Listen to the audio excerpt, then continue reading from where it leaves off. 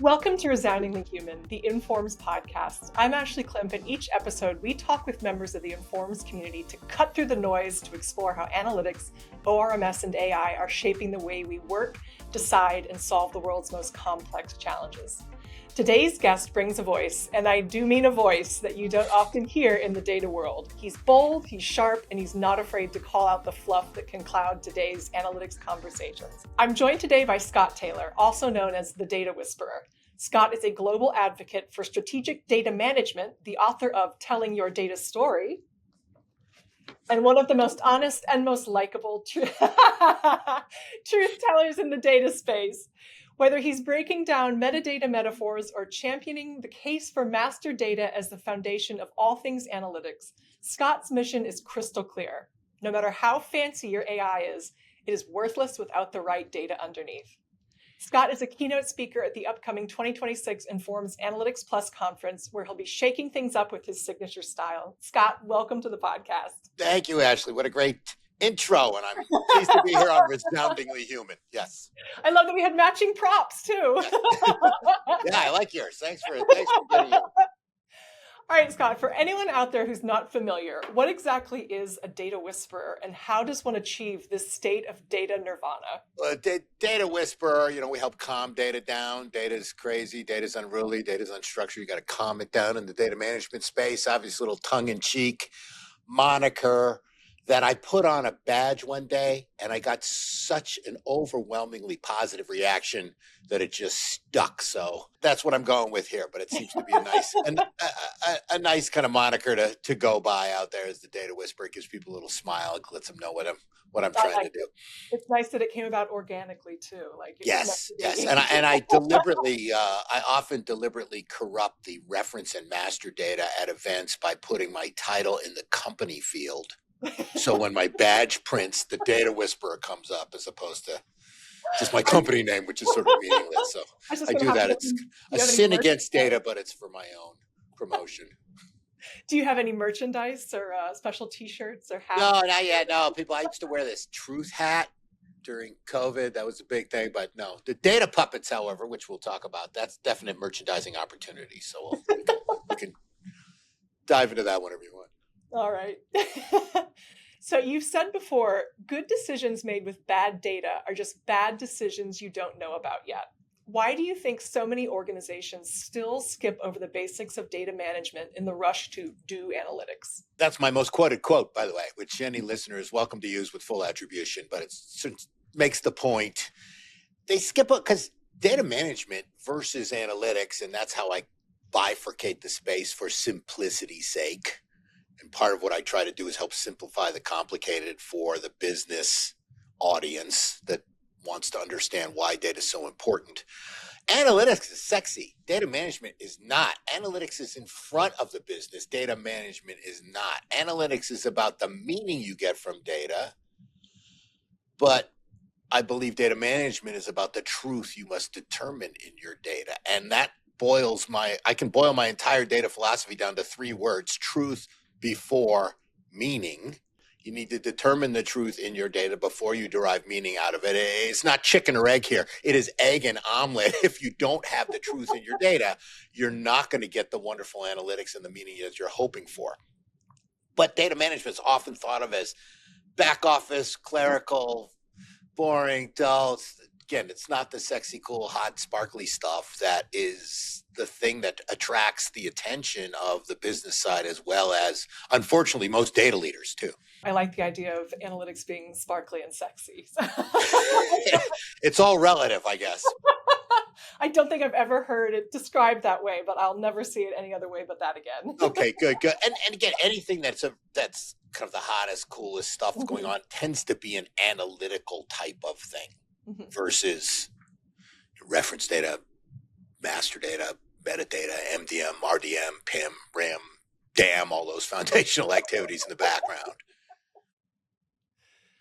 All right, Scott, let's speak to the Informs audience, data scientists, modelers, analytics leaders who live and breathe advanced tools and techniques. What's your message to them about data storytelling for data management and how that differs from traditional insight storytelling?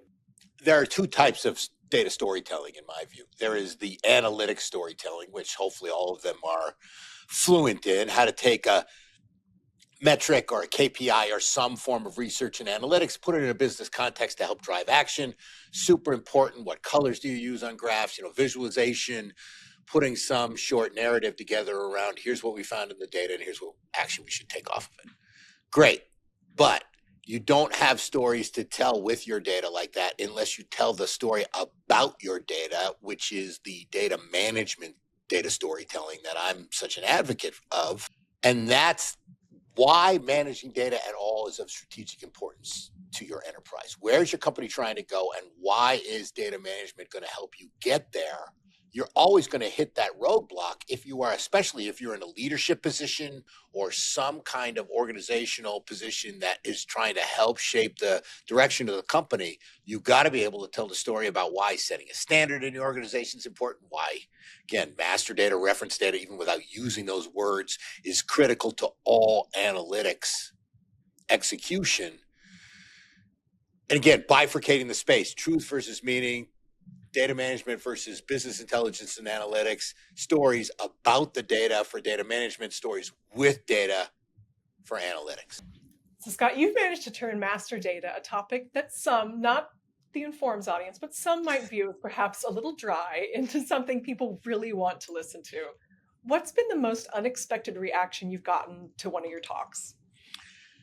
I don't know if it's unexpected, but it's certainly delightful where people just come up to me and say, okay, I've used this as a quote in my presentations often. You've given us a new way to talk about what they already know. And doing that for me is the most gratifying part of the work I do, that the effort I put into it. And that's all I'm going to try and do with the Informs audience. I'm not going to teach them anything new about data or analytics. I'm just going to focus on ways to talk about it in a more business accessible fashion. Ways to get executive support, stakeholder engagement, ongoing funding, all these core things that if you want to drive data and analytics in your organization and make it effective, you need to do the soft skill stuff. So to be great at analytics, you need the hard skills. And so I guess it's, a little ironic here that the soft skills are so hard to master, but you've got to be able to do that.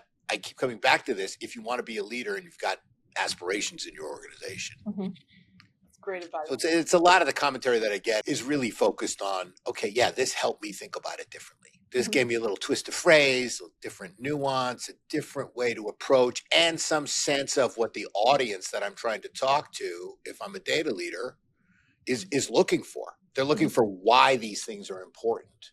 They're not interested in how they get done. And both data and analytics folks love to talk about how they do things. Yeah.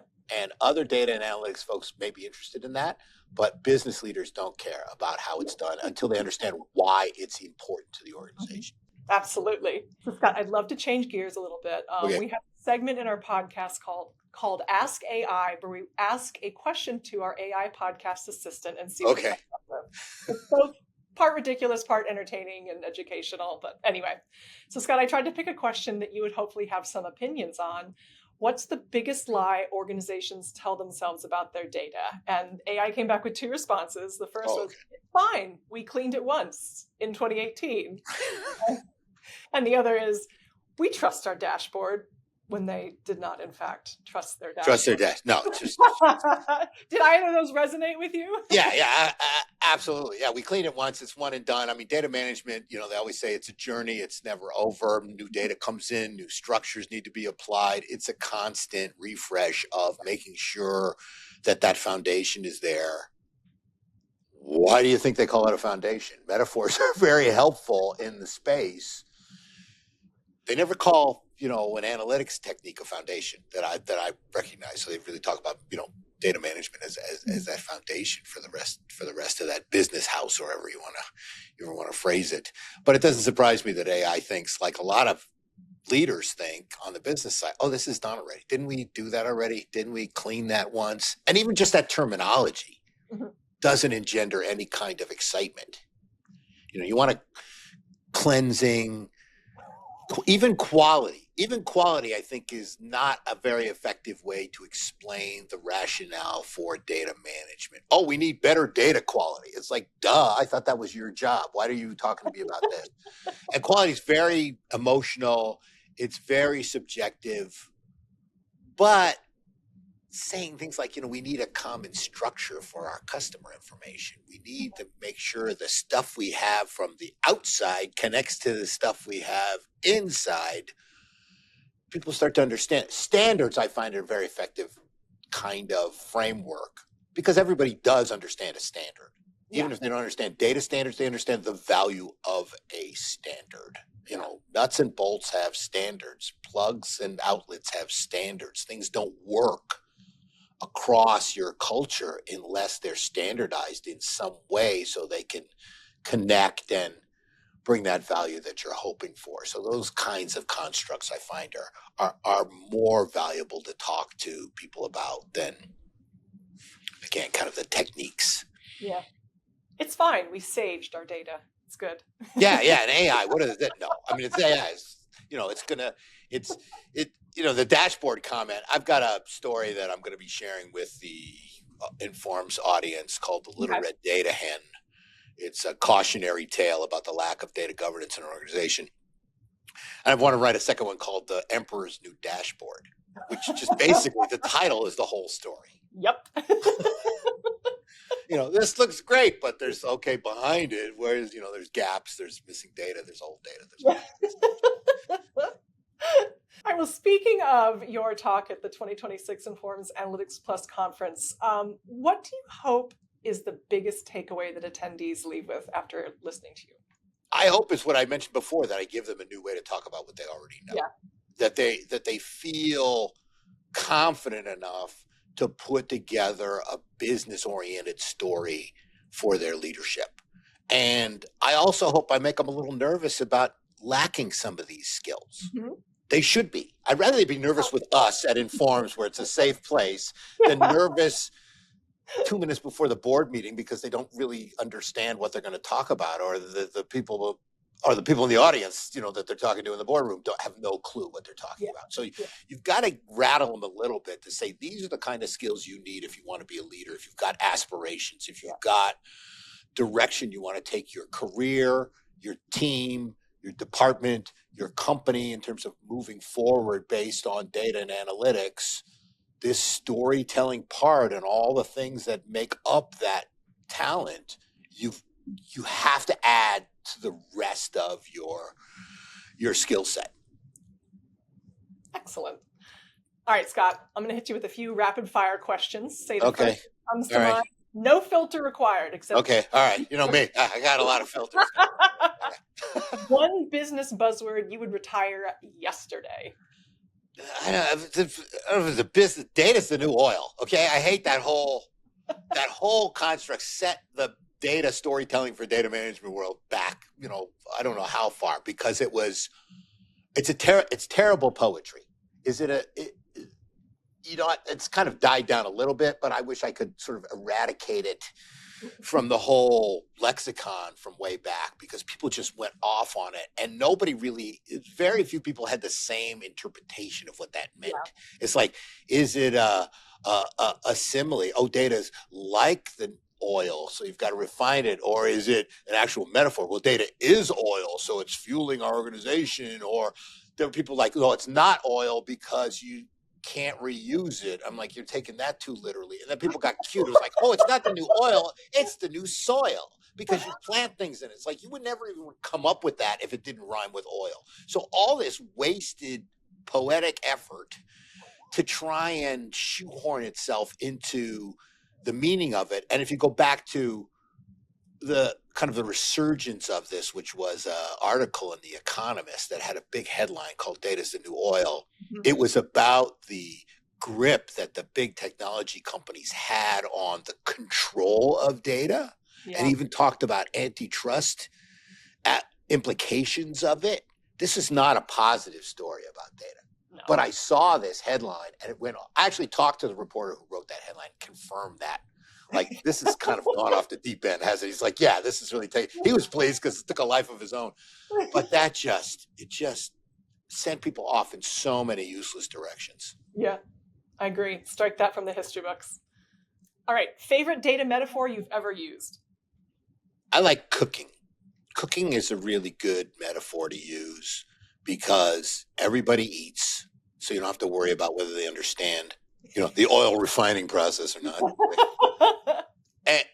And it has, analytics is kind of the cooking and the recipe and the chef, but data management and data is the food, and data management is kind of the sous chef, making sure everything's fresh and chopped up the right way and prepared.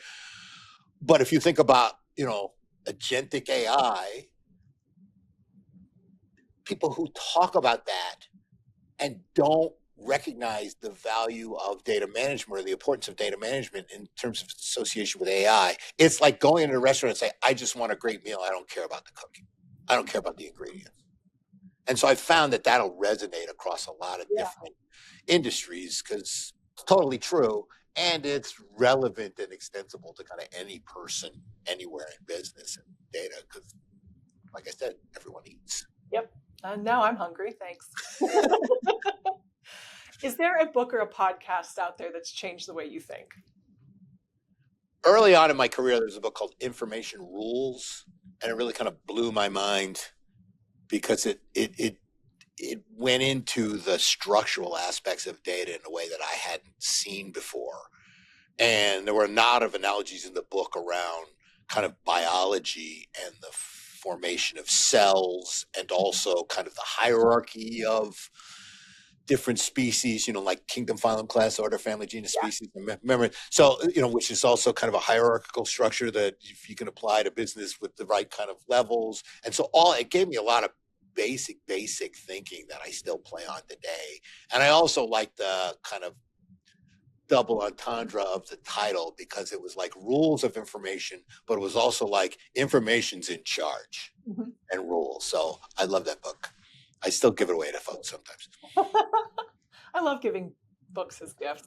It's such a way to share something that's tangible and intangible at the same time. Okay. Most overused phrase in tech marketing. Let's do a demo. Get right to the demo. Nothing's more fun than watching somebody else use a computer. Look, and here, and you can do this, and you can do that. I mean, I know some technical people are interested in it. And then what always strikes me is everything always demos beautifully. It's always perfect because the data in the demo is perfect. Yeah. And when I had jobs that I'm doing with organizations, now I'm just a full-time content creator, so I don't get pulled into these kind of conversations. But because I came from the master data and reference data side of the business, my questions were always like, they pull a drop down and I go, so where'd you get those drop down values? Where does that come? Oh, you can do whatever you want, which was showing the flaw in the process. Like whatever I want, my stuff's garbage. It's mess. It doesn't have the kind of structure I need to put in there. So it's just kind of glossing over it. Yeah. But everybody loves to do demos. I don't like that. I don't want to hear a demo. I want to hear the story about the company. Okay. I want to hear why it's important. Like, I'm in an elevator metaphorically, or I'm at a cocktail party and there's no place to demo. Explain it to me. Yeah. That's what I want to hear. Scott, do you have any hobbies or talents that people might not expect from you? Well, I'm a puppeteer, a professional puppeteer now, since I got paid by a brand to do puppets, but that's probably my latest hobby that I've turned into a vocation of sorts as well. My series called The Data Puppets, starring the CDO, the Chief Dog Officer, and the ITB who speaks only in buzzwords, and they hire a cat sultan from Meow Kinsey, and there's a whole host of characters. I'll probably play one of the videos at Informs just because they're so fun. Because the number one feedback I get from these videos is, this sounds just like my organization. Yeah. And it's all these puppet characters just filled with data buzzwords and gibberish and back and forth. And they seem to really resonate with folks. But I've expanded that to a whole series called Journey to the Center of the Single Version of the Truth, the greatest data story ever told, which is about the CDO and his quest for a data-driven utopia, as he calls it, in his organization, and all the pitfalls and all the challenges he has and all the crazy characters he meets up with. And there's kind of a Simpsons-like casting approach where I have a lot of these data luminaries doing voices, and in some cases kind of mild parodies of themselves. And it's follow the Data Puppets on LinkedIn and on YouTube. It's a great series, and it's really fun. And I do all the puppetry myself, so they do the voices and I dub it in, and I've got like 20 characters, and I've been getting better at it, and it's really fun. I've done it live a couple places, and it's just so fun. Sounds amazing. That might be I also can blow a square bubble, but that's in my bio, so people will see that as well. So it won't be a surprise. That might be the best response I've gotten to that question. Oh, so. good. Okay. Highlight reel. All right, Scott, what's something still on your bucket list, professional or otherwise?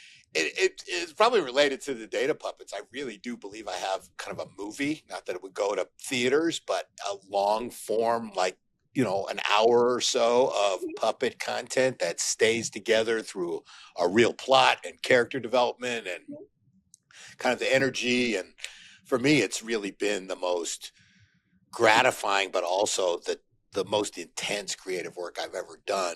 Because I really am trying to make this like a real thing, like a series and then a movie version that's kind of extended, and show that to folks. And I think it already has a decent following and can go bigger than I think anything I've done as me, because these characters kind of, go past a lot of the kind of the initial reaction someone might have of, okay, so this guy's talking about data management versus the CDO is a dog who's just rambling off on stuff. So I really hope to get all that.